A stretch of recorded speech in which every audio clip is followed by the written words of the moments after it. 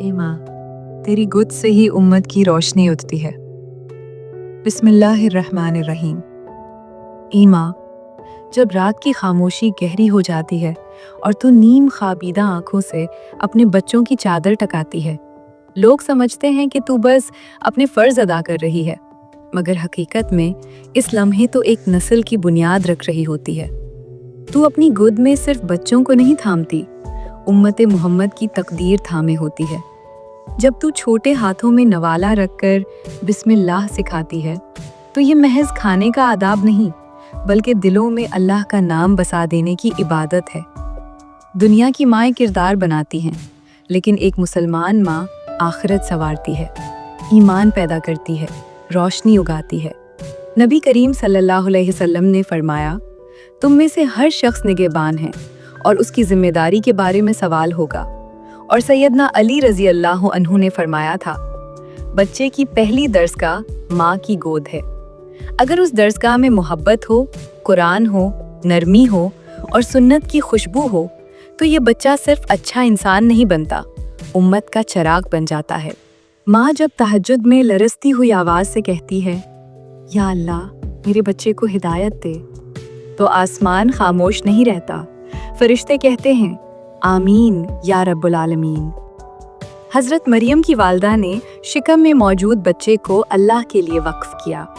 اللہ نے انہیں مریم عطا کی اور مریم کے صدقے عیسیٰ جیسے جلیل القدر نبی دنیا میں آئے۔ حضرت ہاجرہ نے تنہا صحرا میں اپنے توکل سے ایسی مثال قائم کی کہ آج کروڑوں مسلمان صفا و مروہ کے درمیان دوڑ کر ان کی یاد تازہ کرتے ہیں۔ یہ ہے ماں کی طاقت جو وقت کو بدل دیتی ہے۔ اے آج کی ماں، دنیا تجھے چاہے گھریلو عورت کہہ دے، مگر اللہ کے نزدیک تو امت کی معمار ہے۔ تو جب بچے کے ساتھ وضو کرتی ہے، اسے سجدے میں ساتھ لے جاتی ہے، اسے لا الہ الا اللہ سکھاتی ہے، تو مستقبل کے فتنوں کے مقابلے کے لیے ایک سپاہی تیار کرتی ہے۔ ماں کی نصیحتیں وقت کے ساتھ مدھم نہیں ہوتی، بلکہ گونج بن کر دلوں میں اترتی رہتی ہیں۔ بیٹا نماز پڑھ لو، بیٹا قرآن کھولو، بیٹا جھوٹ مت بولو۔ یہ الفاظ ایک دن کسی موڑ پر توبہ کا دروازہ کھول دیتے ہیں۔ کتنی مائیں رات کے سناٹے میں رو کر کہتی ہیں، یا اللہ میرا بیٹا نمازی بن جائے، یا اللہ میری بیٹی باحیا ہو جائے، یا اللہ میرے بچے دنیا و آخرت میں سرخرو ہوں۔ اور یقین کرو، ماں کی دعا کبھی رد نہیں ہوتی۔ قرآن کہتا ہے، اور تیرے رب نے حکم دیا کہ عبادت صرف اسی کی کرو اور والدین سے حسن سلوک کرو۔ اللہ نے اپنی عبادت کے بعد ماں باپ کا ذکر اس لیے رکھا کہ ماں کا مقام سمجھا دے۔ روزمرہ کے چند چھوٹے عمل اگر ماں اپنائے تو نسلیں بدل سکتی ہیں۔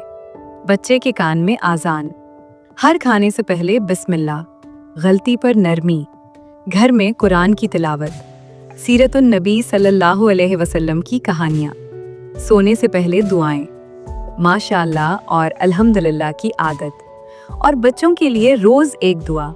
اے ماں، تو چاہے سمجھے معمولی ہے، مگر حقیقت یہ ہے کہ تیری گود ایک شخصیت نہیں، پوری قوم بناتی ہے۔ تاریخ نے جن بڑے عالموں کو جنم دیا، امام مالک، امام شافعی، امام بخاری، ان کی عظمت کے پیچھے ان کی ماؤں کی تربیت تھی۔ اے بہن، اگر تو چاہے تو اپنی گود سے اگلی عائشہ پیدا کر سکتی ہے، ایک حافظ قرآن، ایک مومنہ بیٹی، ایک ڈرنے والا بیٹا۔ سب کچھ ممکن ہے اگر نیت اللہ کے لیے ہو۔ دنیا کی جنگیں حکومتیں جیتتی ہیں، لیکن ایمان کی جنگ ماؤں کے سجدے جیتتے ہیں۔ آج فتنوں کا دور ہے، بے حیائی، سوشل میڈیا، نظریاتی حملے، مگر ان سب کا پہلا دفاع ایک مضبوط ماں ہے۔ وہ ماں جو بچوں کو قرآن سے جوڑے، سیرت نبوی سے محبت دے اور توبہ کی حقیقت سمجھائے۔ اسلام کہتا ہے، اصل تربیت سجدوں میں مانگی جاتی ہے۔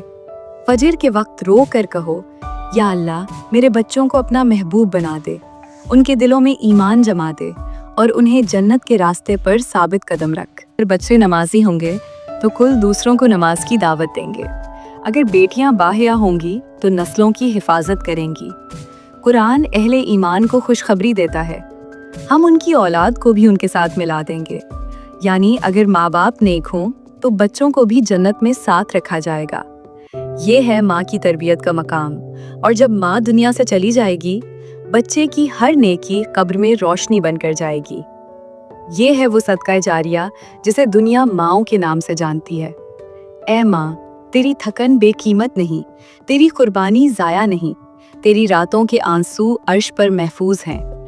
تیرے جھکے سر کو سلام، تیرے کانپتے ہاتھوں کو سلام، تیری دعاؤں کو سلام۔ تو صرف ماں نہیں، امت کی معمار ہے۔ یا اللہ، جن دلوں کو تو نے ماں بنایا ہے، انہیں اپنی رضا پر ثابت قدم رکھ۔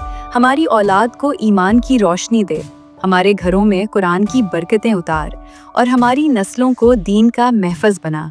آمین یا رب العالمین۔